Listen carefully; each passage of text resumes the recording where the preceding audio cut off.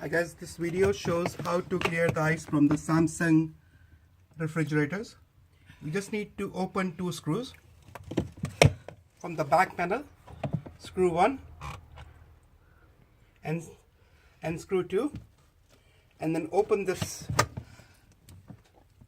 and then at the back you can see that the ice is being taken out now.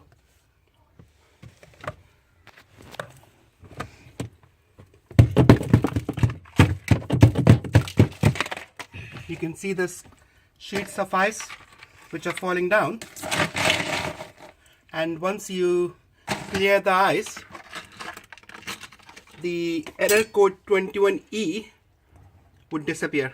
So you just need to open these two screws at the back and then clear the ice, and the error code 21E on the Samsung refrigerators will disappear from there.